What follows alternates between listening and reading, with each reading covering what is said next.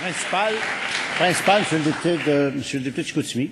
Écoutez, Monsieur le Président, il y a des limites à la résignation, là. On parle d'un contrat d'1,3 milliard. Puis on dit qu'il y a des retombées au Québec, puis on devrait seulement être content. Ben voyons. Le ministre, à l'époque, le 7 octobre 2010, à 17h45, il dit, puis ce n'est pas une obligation, la deuxième, mais on sait qu'il va y avoir entre 88 et 90 % de fabrication au Québec. C'est le ministre du Développement économique pour convaincre les parlementaires de voter en faveur de la loi. Ben là, on s'est fait avoir, Monsieur le Président. Ce qu'on souhaite maintenant du ministre, c'est qu'il laisse de compter la résignation, qu'il défende les Québécois et qu'il s'assure de maximiser, pas minimiser, là, maximiser les retombées pour les gens de l'Apocatière, d'Alstom et de l'ensemble du Québec, de Richelieu. Monsieur le ministre des Transports.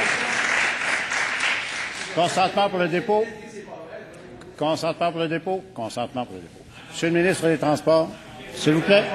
Moi, très sincèrement, Monsieur le Président, on avait bien compris la question lorsqu'elle a été formulée par les deux députés qui ont précédé le leader de l'opposition. Il n'y en avait pas besoin que le leader de l'opposition reformule la question de ses collègues. Et en réalité, est-ce que lui nous dit dans son envolée, alors, s'il pense qu'il s'est fait flouer, est-ce qu'aujourd'hui, il voterait contre la loi? Il voterait contre une loi qui assure des emplois dans Richelieu, qui assure des emplois à Saint-Bruno, qui est venue sécuriser les emplois qui étaient menacés dans le comté du député à l'Apocatière, qui est venue augmenter le nombre d'emplois dans le comté de l'Apocatière et qui va continuer d'augmenter les emplois à l'Apocatière? Est-ce qu'en réalité, au-delà du fait qu'il a reformulé la question de ses deux collègues, il est venu ajouter quoi que ce soit au débat? Le débat, Monsieur le Président, c'est que ce gouvernement est commis au développement économique du Québec et que cette loi-là, et les employés de Bombardier Alstom pourraient le reconnaître, que c'est un emploi direct, sécurisé et qui va faire en sorte que notre métro va être construit ici, au Québec. Oui. Complémentaire, Monsieur le député de Kamouraska, Témiscouata.